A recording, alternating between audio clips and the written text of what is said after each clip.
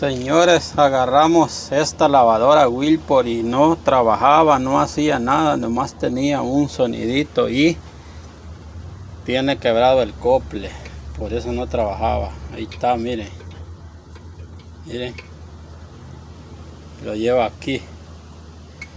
Nomás un pequeño video que estoy haciendo, se lo voy a poner y ya con eso yo creo que va a jalar.